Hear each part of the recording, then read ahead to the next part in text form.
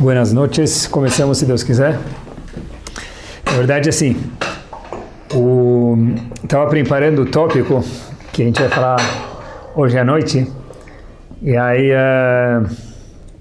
comecei a dançar de verdade. Mas vocês falam por quê?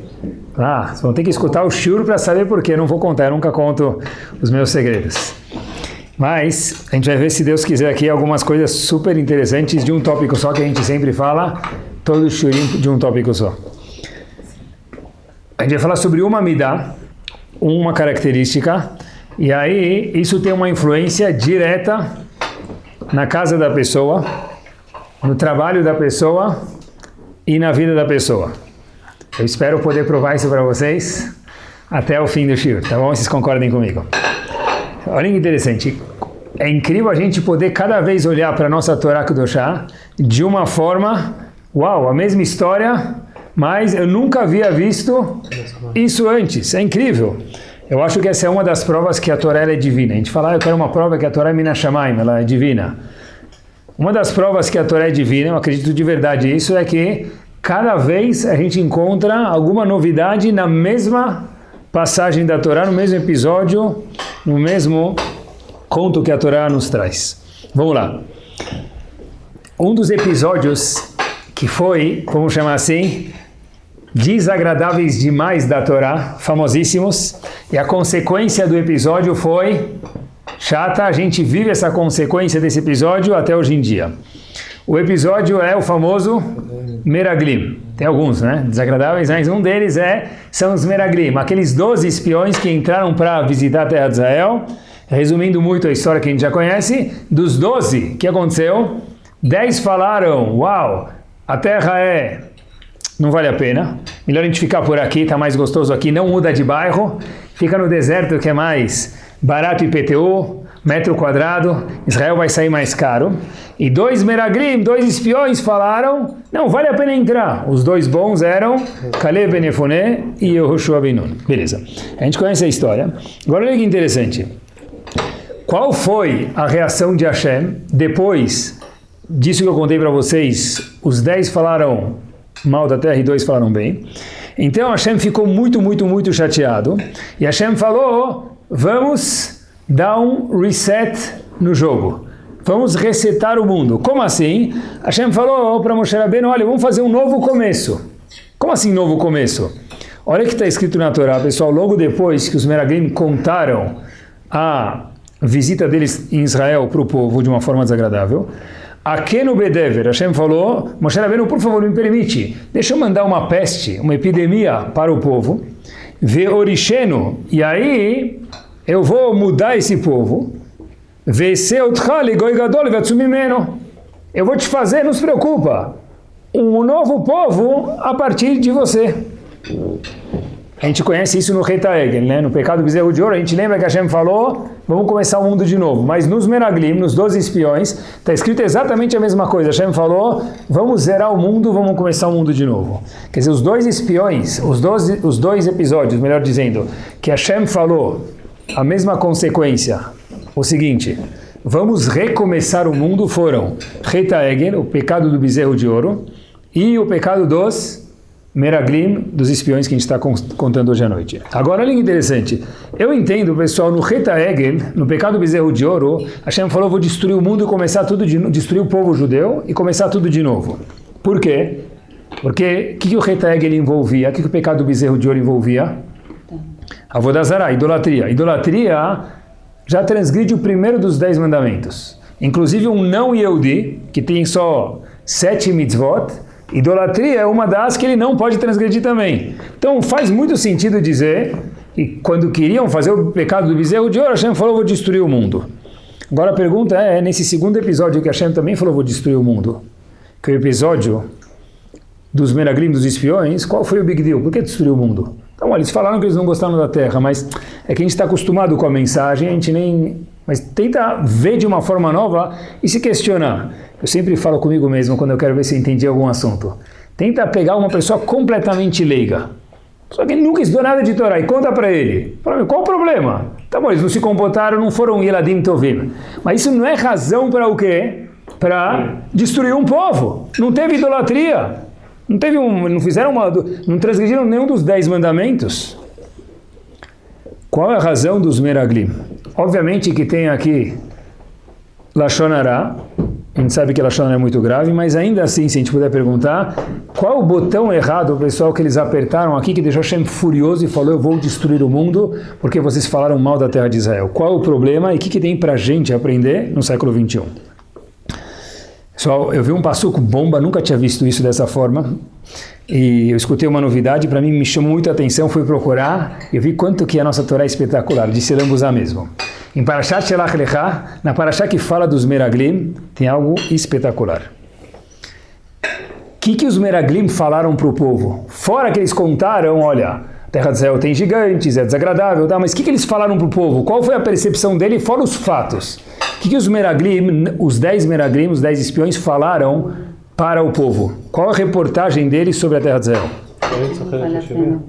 Pessoal, olhem o que está escrito na Torá. Está escrito sem nenhum comentário, a tradução da Torá, nunca tinha visto isso dessa forma. Amru, os 10 espiões falam o seguinte, Lo nuchal la'alot, a gente não vai conseguir entrar em Israel.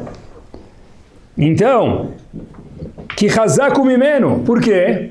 Porque o povo que está lá em Israel, ele é mais forte do que quem? Do que nós. Só que o Rashi fala, não está escrito Hazak mimenu, mimenu é dele. Quem é o dele? Diz Rashi, Hashem. Então eles falaram, olha que interessante, os 10 espiões quando voltaram e deram um report do que eles viram, a conclusão, o resumo do que eles viram foi, nós não vamos conseguir, lo nuchal. Por quê? Que Hazak mimenu. O que quer dizer Hazak mimenu? As pessoas que moram lá são mais fortes do que quem? Hashem. Do que Hashem. Mimenu dele. Quem é ele? Ele maiúsculo Hashem. Então olhem o que o povo falou, os 10 espiões, Lo nuchal, a gente não vai conseguir lá nesse lugar novo. Que Hazak mimenu, que o povo que mora lá, ele é mais forte do que Kaviachol, próprio Deus. Agora a pergunta que sempre é difícil de se fazer e encarar, quem foi visitar a terra de Israel para trazer o que estava acontecendo lá? Foram os 10 Nessim, né? 10 que falaram mal, dos 12, 10 falaram mal. Mas olha que interessante, pessoal, se a gente visse os Nessim, incansável meu exemplo aqui, andando por aí, na esquina, 3 esquinas lá para cima, a gente ia desmaiar. Ia ter fila para pedir brachot para eles. Com ou sem segulot. Ia ter fila. Como que é possível que pessoas desse status espiritual chegaram a fazer esse tipo de erro? Olhem que interessante. Até agora, onde estavam os espiões? Morando no deserto. Agora, se a gente entrar em Israel, o que vai acontecer? A gente vai ter que abrir uma kolet, uma lojinha, outro supermercado, outro lavanderia, como vai ter que vender falafel, outro shawarma. Até agora, onde aparecia a comida para cada um de nós? Todos? Humano. Caía, abre a porta de casa, vinha o estado de São Paulo, o estado do deserto, não tinha de São Paulo, do deserto, e junto vinha a entrega do kit Bolsa Família diário. A gente pensa que Bolsa Família é coisa do PT, muito antes. Dentro já do deserto tinha Bolsa Família, humano.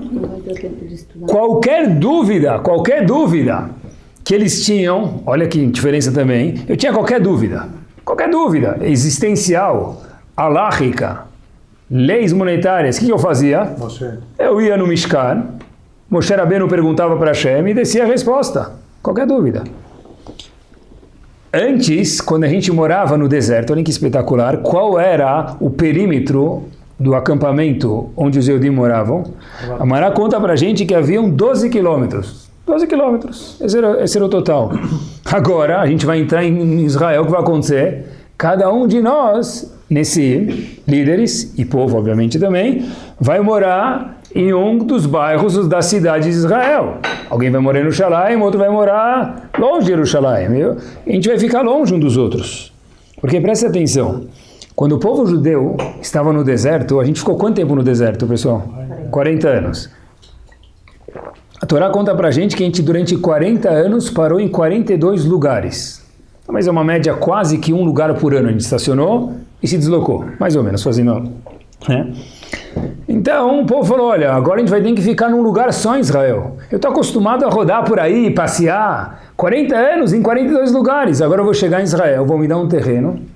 Então são muitas diferenças. Trabalho, a comida, os amigos, ser nômade para não ser nômade, me acostumei com isso já. Toda mudança gera algo em qualquer pessoa, não só neles, na gente também. Insegurança. Porque eu ainda não saí do que eu sou completamente e eu ainda não cheguei a ser o meu novo eu. Toda mudança gera insegurança, qualquer tipo de mudança. Eu não saí de ponto A ainda completamente, porque eu ainda estou mudando e ainda não cheguei no ponto B.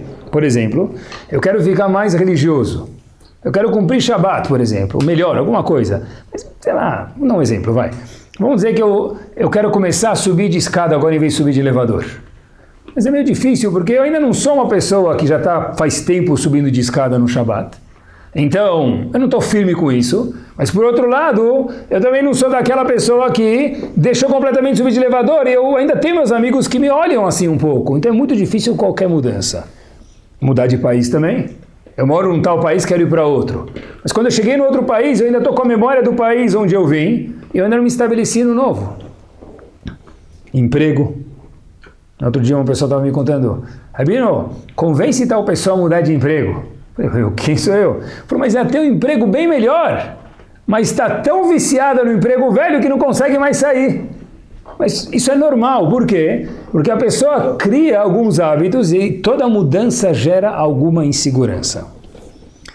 Agora, portanto, a gente fica muito mais frágil. O que acontece quando a pessoa fica frágil, pessoal? O que acontece na mala, quando tem alguma coisa frágil? Que etiqueta que eles colocam? Handle with care, né? Mexam com, manusear com cuidado. O que os Meraglim falaram? Que eles eram pessoas importantíssimas e muito especiais, mas eles também eram seres humanos.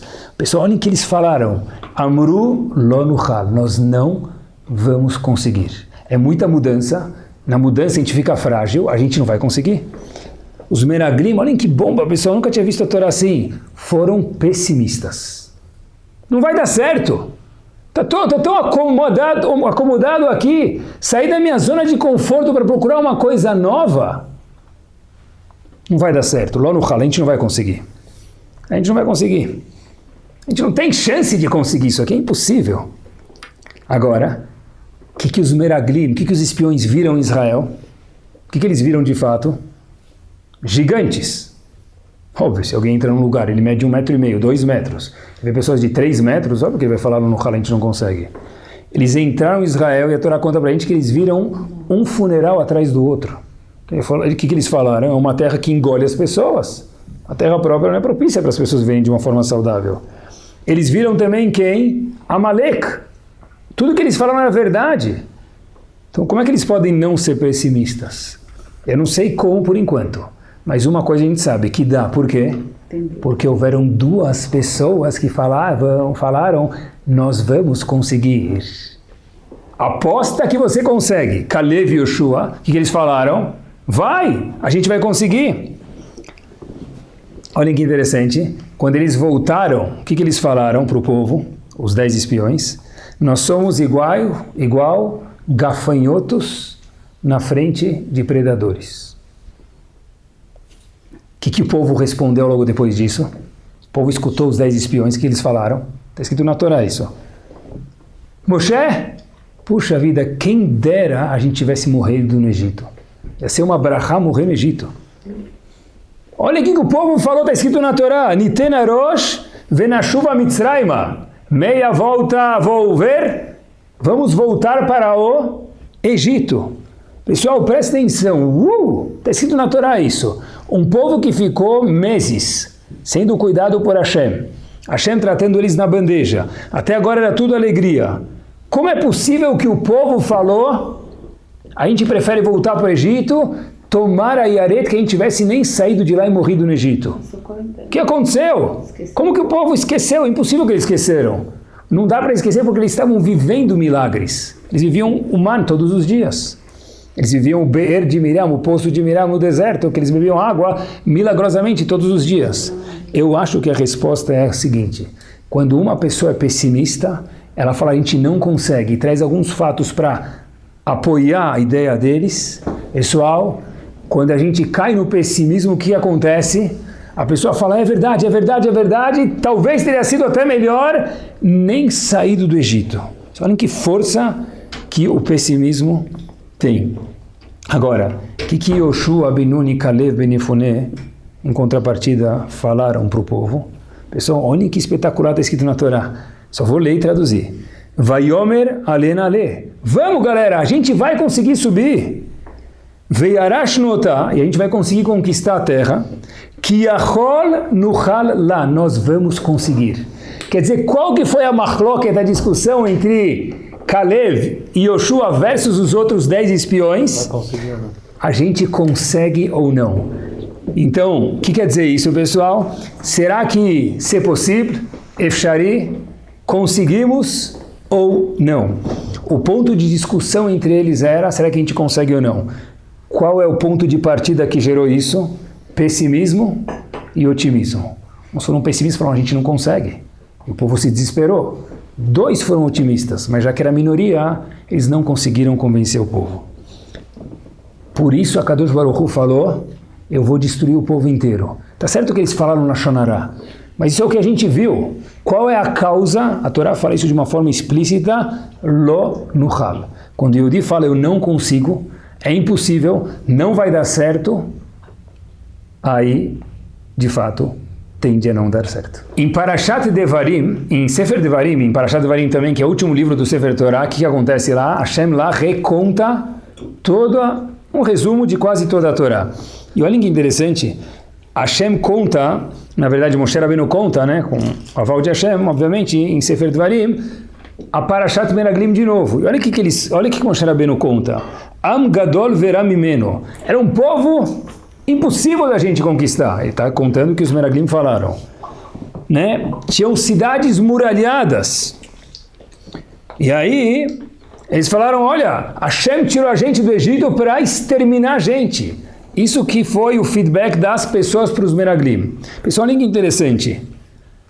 Quando aconteceu a história no livro de Bamidbar, não está escrito tudo isso. Em Sefer Devarim, que é um livro depois, o que Hashem fala? Contando o episódio dos Meraglim. Não, Hashem tirou a gente para matar a gente. Mas por que não contou da primeira vez, só contou isso no resumo? Eu acho que a resposta é, porque quando se trata de pessimismo, quanto mais tempo passa, mais agudo fica, pior fica. Então, quando Hashem foi dar o replay da Torá em Sefer Devarim, que foi depois de Bamidbar, veio mais agudo e mais tônica a reclamação do povo e o report dos Meraglim. Olha que espetacular. Qual a raiz de tudo? Lo nuchal. Nós não vamos conseguir. A famosa frase do Rav, talvez por isso que a famosa frase seja do Rav Nachman Mibreslav, qual que é? Musiquinha. Ve'aikar lo lefached klal. O principal de verdade é não ter medo. Porque se a pessoa tem medo, ele é pessimista, ele não faz nada na vida. E todo mundo tem situações de fragilidade, em especial. Agora, a pergunta que eu tive comigo mesmo é, o que fez eles pensarem assim? Por que fez eles serem tão pessimistas, os Meraglim, os espiões? Eu procurei, eu achei tem um psicólogo renomado que viveu no século XII e talvez ele deu para a gente a dica emocional de como que os Meraglim, queridos, chegaram a esse pessimismo total. Tem psicologia.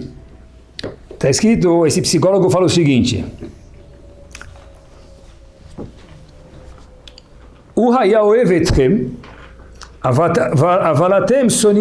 ele gostava de vocês. Ele gostava de vocês. Quem é ele? Deus. Vamos ver quem é o psicólogo. Avalatem, só que vocês, povo, detestavam ele. O que quer dizer isso? Hashem gostava da gente, só que a gente começou a olhar para Hashem de uma forma desagradável. Então olhem que bomba. A gente começou a achar que a Kadosh Baruch Hu também não gostava da gente. Quem é esse psicólogo que veio no século XII? Rashi. Porque eu não falei Rashi de uma vez. Eu falo Rashi, ninguém escuta. Você fala que é um psicólogo, todo mundo escuta. Olha o que o Rashi fala pra gente, pessoal. Madebelibach al rachamecha. O que você tem no coração pensando do seu amigo? Olhem que bomba!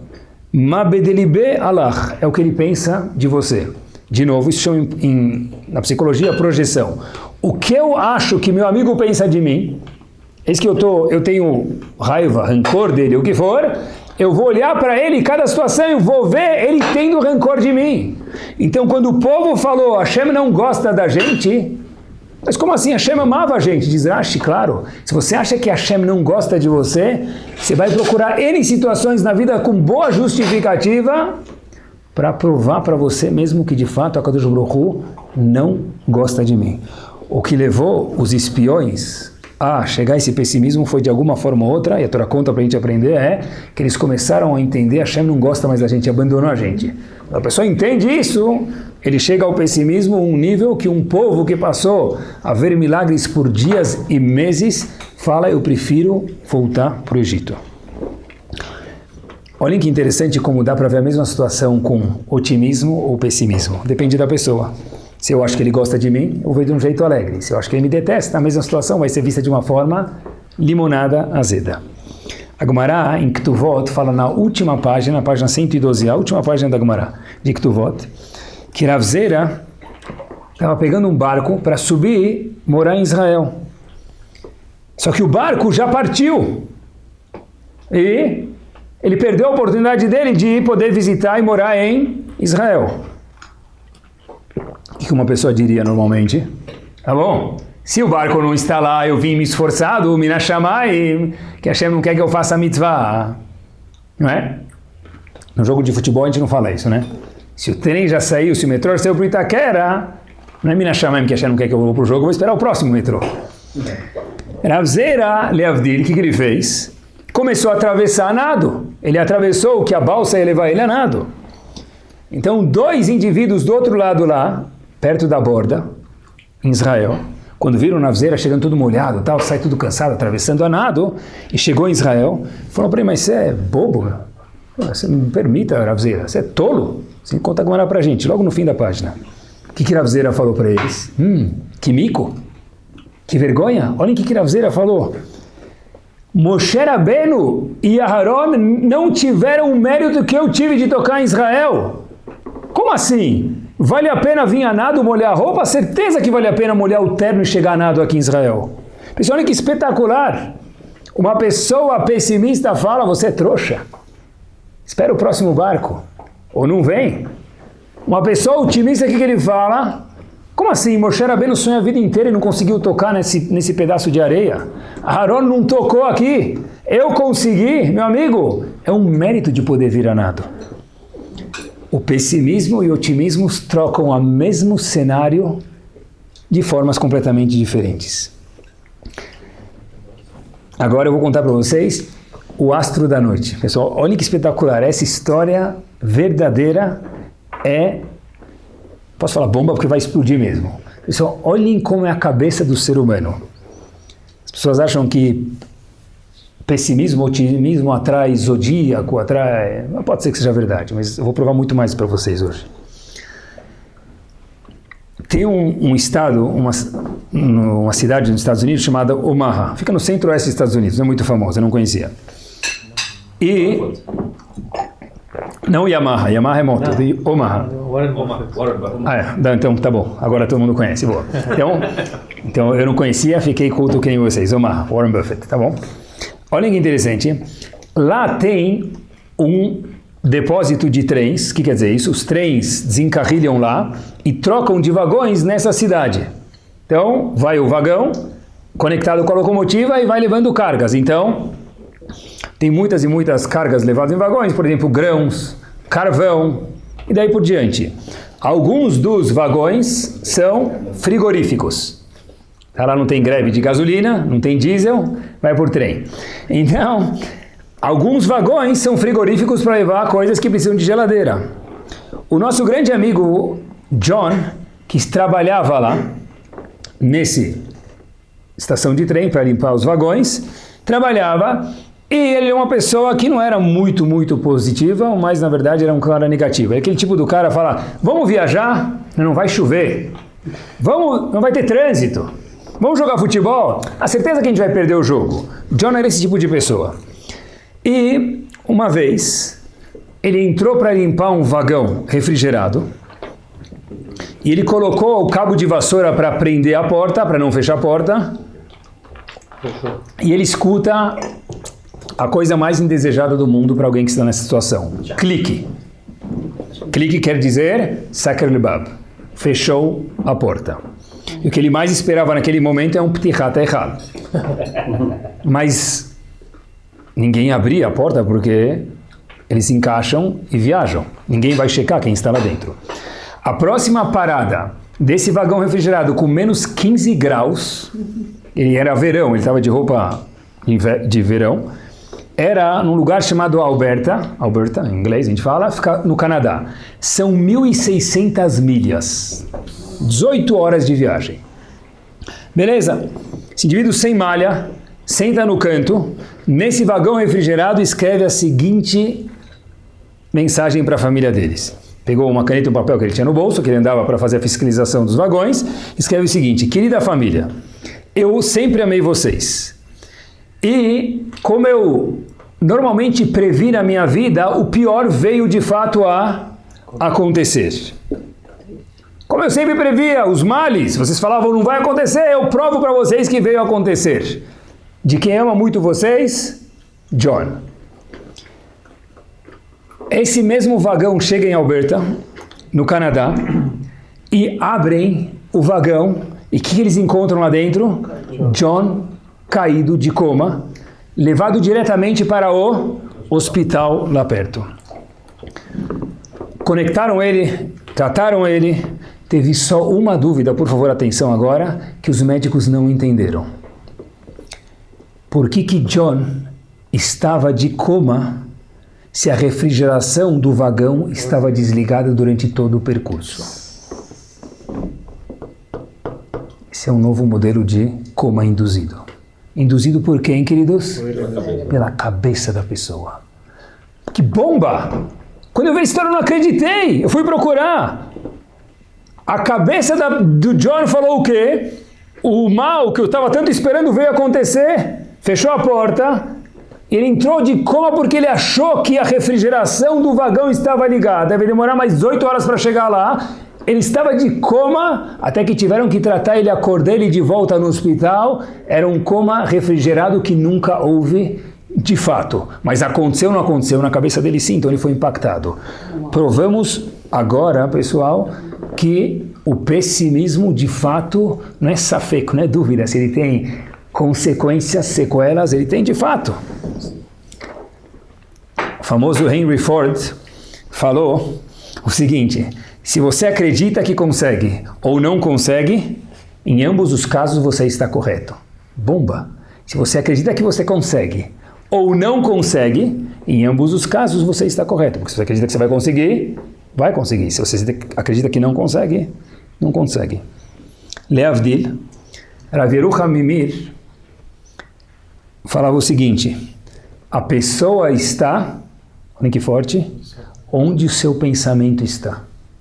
Se eu sou uma pessoa positiva, eu estou com brachá. Se eu sou uma pessoa pessimista, lo nuchal, ce n'est pas possible, it's impossible, eu estou no vermelho. O erro dos Meraglim foi falar Lashon Hara, mas isso é o que a gente viu. A causa disso foi o pessimismo, lo nuchal. Quando eu vejo que eu não consigo, eu fico desesperado. O povo fica desesperado, a gente prefere voltar para o Egito. E essa foi uma das únicas 2 vezes que Hashem falou: o povo merece ser destruído. Porque um povo que não tem otimismo, não tem para onde ir. E de fato o povo inteiro, aquela geração inteira, pereceu antes de entrar em Israel. Interessante que quando os Yehudim estavam no Egito, é uma famosa citação do Rebbe de Kos, quando estavam no deserto, melhor dizendo, eles chegaram num lugar chamado Mará. E Rebbe de Kos tem uma citação muito famosa, está escrito: Lo yuchlu lishtot maim mará, eles não conseguiam beber água desse lugar chamado Mará. Kimarim mem, é a tradução. Se a gente pegar, é que a água era amarga. Diz o Rebbe de Kos, Kimarim hem, eles eram amargos, não a água. E já que eu sou amargo, a água está amarga. Muito simples. Todo mundo aqui já escovou os dentes. algumas vezes, graças a Deus. Ele toma uma água, parece que tem menta na água. É que minha boca está com gosto de menta, então a água que desce pela minha garganta parece ter menta. Isso pode ser para o bom ou para o mal. Porque eles eram amargos, não era água. Tem um cirurgião plástico, eu vi numa revista de ciência isso, americano, que ele faz cirurgias plásticas só de estética, homens e mulheres. Ele fala que muitos dos pacientes dele, ele não consegue convencer eles que eles ficaram mais bonitos. Por quê? Porque eles estão tão acostumados que eles são feios, que quando eu troco o nariz para lá, eu toco a testa para cá, a orelha para lá, eu não consigo convencer que deu certo. Por quê? Porque se eu me vejo de forma feia, independente do que você fizer, eu vou ficar mais feio ou menos feio, mas feio sempre hei de ser. Não é? Depende da cabeça da pessoa. O que a gente vê numa porta, pessoal? Olha que interessante. O que a gente consegue enxergar numa porta? Uma porta que abre e fecha. O que a gente vê numa porta? Olha que interessante. Olha que engraçado. Um otimista, o que ele vê numa porta? Dobradiça e maçaneta. Uma oportunidade para que eu possa passar para o próximo cômodo. Um pessimista, o que ele vê numa porta? Tranca e uma fechadura, que não me deixa atravessar. A mesma porta depende de quem olha ela. Pessoal, a história se passa, que eu vou contar para vocês, num tish. Sabem o que é um tish? Não dá para traduzir tish para o árabe nem português. Tish é um tish. Bom, os Hassidim se juntam com o Rebbe deles e sentam fazer alguma coisa, tá? Não sei como se chama isso. Um tish. É palavra que não dá para traduzir. Cantam junto, alguma coisa assim. Um tish. O Rebbe de Belz, chamado Aaron Rokeach, um dos Rebbes de Belz, uma pessoa tinha muito Irat Shamayim em especial, era Shabbat, era um dos Shabbatot logo após a Segunda Guerra Mundial. Ele olha para os membros da Hassidut dele, que estavam no Tish, que não eram muitos como é hoje em dia, e ele começa a olhar e olha para eles com toda a cara batida, obviamente, que a gente pode imaginar depois da Segunda Guerra Mundial, e ele vê que de cada um deles tem um sample de alguém de uma família. Um tinha um marido, outro tinha um filho que já não tinha mais pai, outro tinha um pai que já não tinha mais filho. E se via uns corpos ainda um pouco debilitados. E memórias que não saíam da cabeça das pessoas dos dias, meses e anos que eles passaram naquela situação, infelizmente muito incômoda. Em vez de ver um Streimel, aquele chapéu racídico, ele via bonés. Ninguém tinha Streimel depois da Segunda Guerra Mundial. Em vez de ver aquela capota, ele via uma camisa. Então ele começou a olhar para as pessoas e num tish se canta. Ele começou a perguntar para si próprio: o que eu vou cantar para um grupo de pessoas dessa que passou pela Segunda Guerra Mundial, logo pós-guerra, sem família, sem nada? Mesma porção da Torá, uma novidade. Disse o Rebbe de Belz o seguinte para o povo. A gente conhece aquela parte da Torá que a gente fala todos os dias no Sidur. Az Yashir Moshe, o Bnei Israel. É o cântico que o povo cantou quando atravessaram o mar. Pessoal, olhem que bomba. Falou o Rebbe de Belz para o povo. Quando o povo cantou isso, o que tinha logo acabado de acontecer?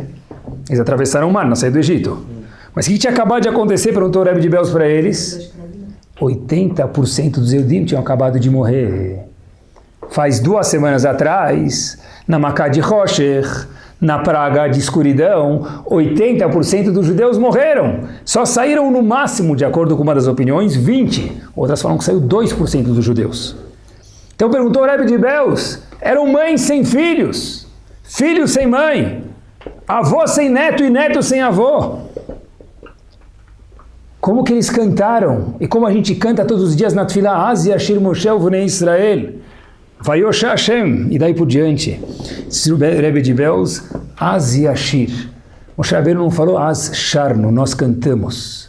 Az Yashir, nós vamos cantar. A gente cantou, em todas as futuras gerações vai continuar também cantando.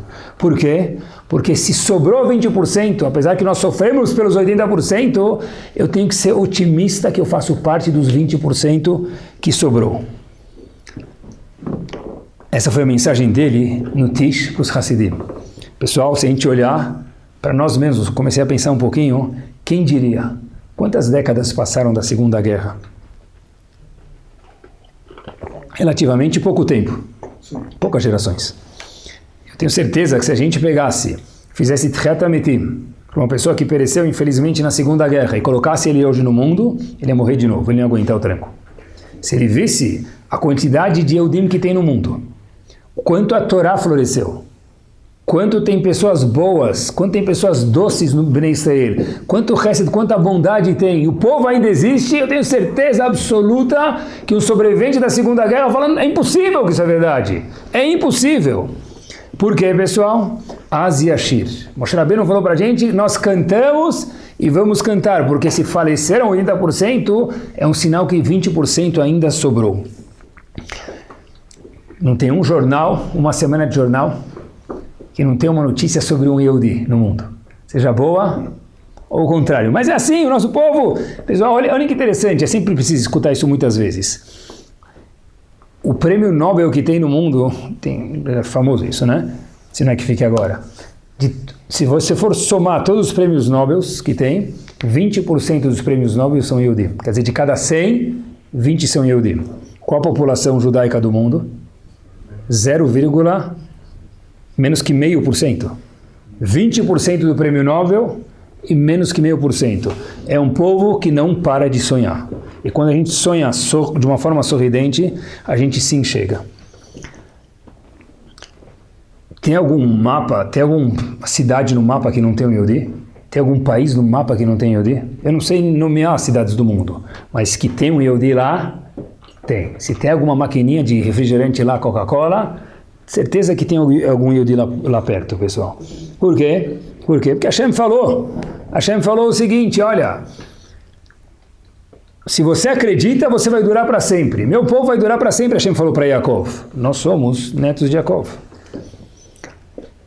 Enquanto que, em poucas décadas atrás, um homem falou, a providência me ordenou que eu deveria ser o maior libertador da humanidade. Quem é esse homem? Ymach Shemo V'Zichro, Adolf Hitler. A providência ordenou, vim fazer shlichut de Hashem, sou mensageiro de Hashem, falou isso acreditando piamente, que eu deveria ser o maior libertador da humanidade. Os 10 mandamentos, disse esse homem, está escrito isso, perderam sua validade. A consciência é invenção do Yehudi. Quando eu li isso, ele escreveu isso e falou isso em seus discursos. Quando eu li isso, pessoal, eu lembrei de um episódio que todo Yehudi tem que saber ele. O Rebbe de Ponovitz, uma vez, foi angariar fundos para estivar de Ponovitz e ele foi parar em Roma. Foi para Roma. Estava chovendo, ele chega lá e ele fala para o indivíduo que vai receber ele no aeroporto, por favor, me leva para o Arco de Titus. Ele falou, está chovendo, você veio arrecadar dinheiro, Titus já foi embora, não tem nada para doar aqui. Não tem um botãozinho lá que você pega $18, não vai sair nada. O Rebbe de Ponovitch falou de uma forma insistente, me leva para lá. Mas está chovendo, Rav, me leva. O Rebbe de Ponovitch desce na chuva, vai para o Arco de Titus, dá um pontapé no Arco de Titus e fala para ele, nós vencemos e vocês perderam, porque nós estamos aqui e vocês não passam de um monumento vergonhoso para a humanidade. Um Yehudi que está vivo no século 21, por natureza tem que ser um otimista, porque se a gente for seguir as leis da natureza, nenhum Yehudi mais deveria estar aqui. Se tem um povo que foi perseguido por todo mundo, somos nós.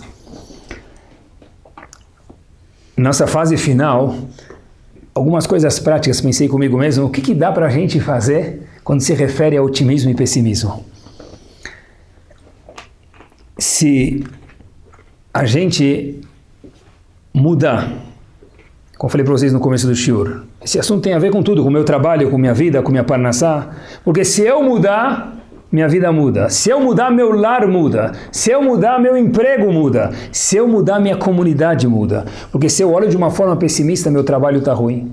Minha casa está ruim, meus filhos estão ruins e a comunidade só tem problemas. Se eu começo a ter um ar otimista e eu falo que nem Caleb e Yoshua, a gente consegue, eu vou ver quantas oportunidades tem na minha comunidade, quantas oportunidades tem no meu trabalho e quanta brachá eu tenho dentro da minha casa. Demase, Pessoal, é dito e feito, é assim mesmo. Uma primeira parada prática, olha que interessante, quando se fala de Hinuch, de educação dos filhos, uma vez, uma menina chegou atrasada na escola, eu não vou falar o nome da menina, mas a história é 1000% verdadeira. Ela chegou atrasada na escola, e ela mora longe, então ela pegou o rodoanel, e ela chegou na escola, em Genópolis.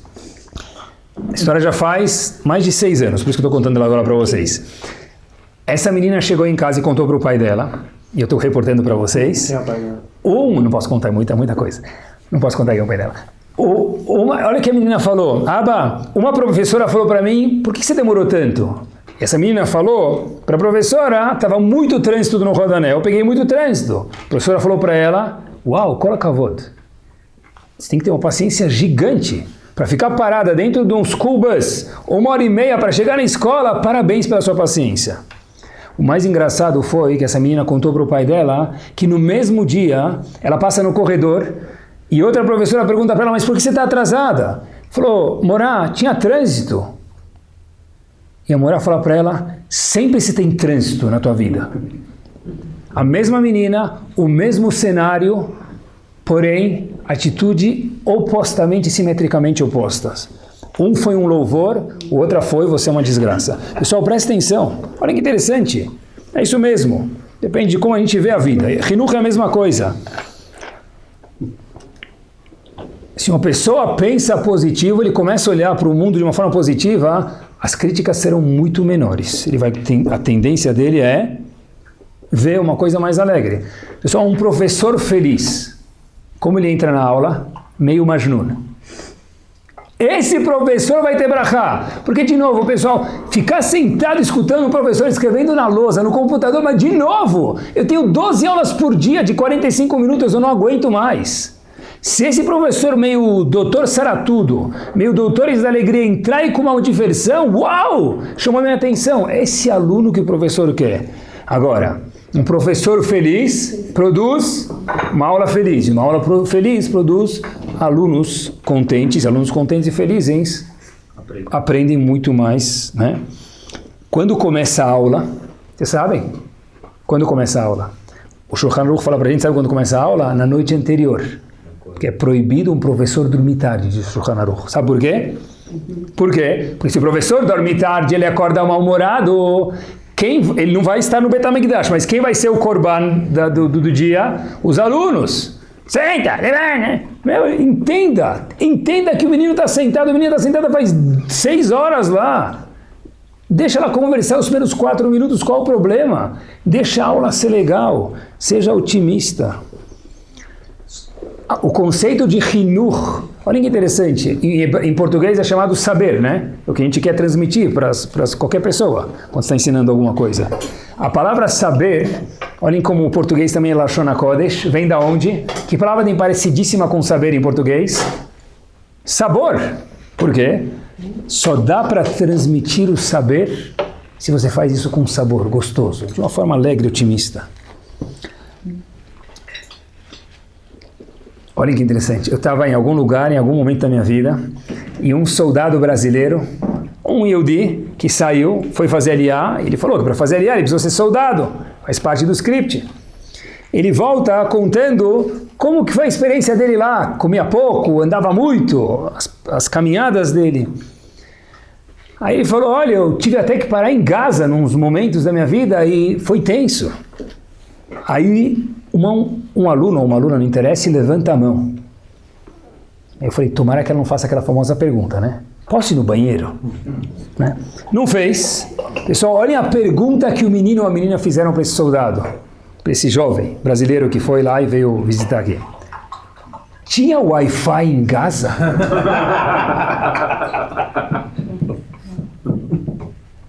E eu ri na hora, porque eu pensei que era uma piada. A maior piada é que ela estava esperando a resposta.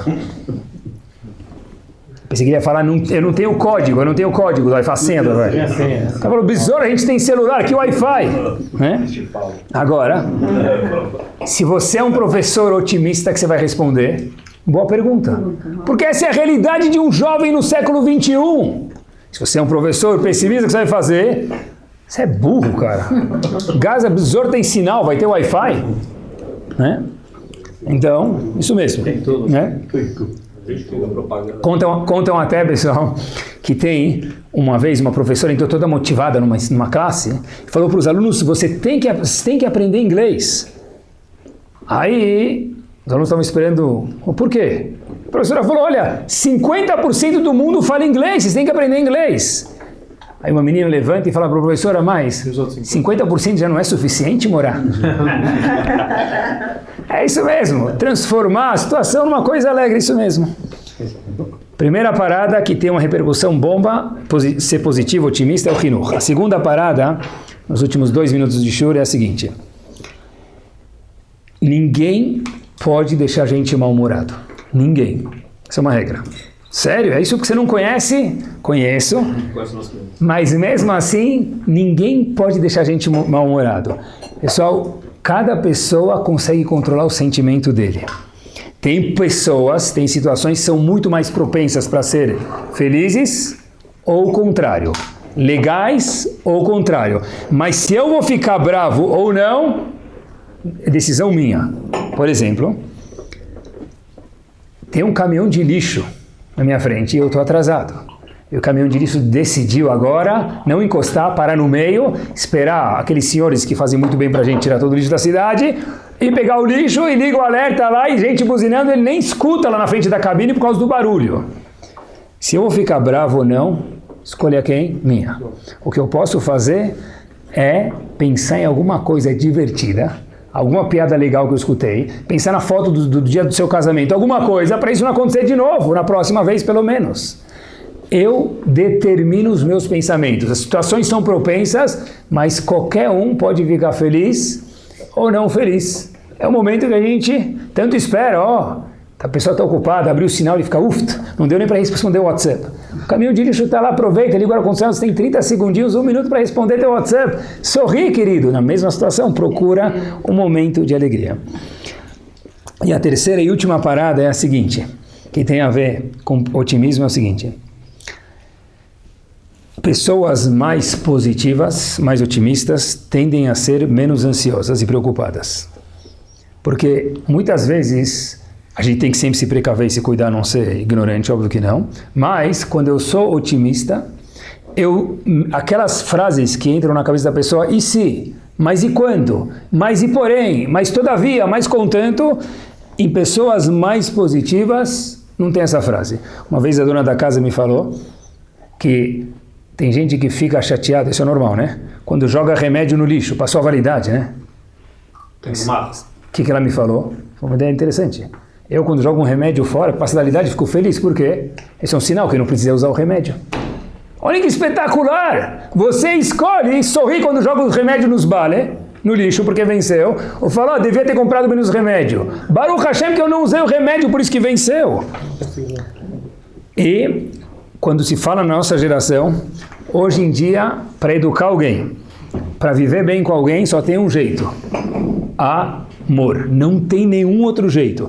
Todo o resto talvez é um pouco necessário, mas a forma predominante que tem que ter numa casa, num trabalho, numa escola, tem que ser amor. E quando eu sou otimista, como é que eu posso amar alguém? De todas as formas. Quando eu sou pessimista, é difícil, porque eu não consigo elogiar ninguém. E para gostar de alguém, eu preciso elogiar ele, preciso aproximar ele de mim. Se eu sou uma pessoa pessimista que só reclama dos funcionários, dos alunos, da esposa, do marido, então, difícil conseguir conviver com essa pessoa. Qual é o exercício para tudo isso? Agir feliz faz com que eu possa pensar feliz, e se eu pensar feliz, eu vou ser feliz. Não é o contrário. Se eu for feliz, eu vou agir feliz. Está errado. Eu primeiro tenho que pensar de uma forma feliz. Por conseguinte, de uma forma artificial, verdade, eu vou agir feliz. E a última parada, ela é verdadeira. Eu vou ser uma pessoa feliz. Que Bezat Hashem, pessoal, a gente possa ter o mérito de Az Yashir, cantar as canções que Moshe Rabbeinu já preveu para o futuro dos dias, ver a situação do nosso povo de uma forma milagrosa, entender que nós somos os milagres, olhar para o mundo de uma forma sorridente, que Bezat Hashem a gente possa fazer a canção que Kadosh Baruch Hu tanto espera, de Az Yashir, na Geulah, Bimhera B'Yameinu. Amém.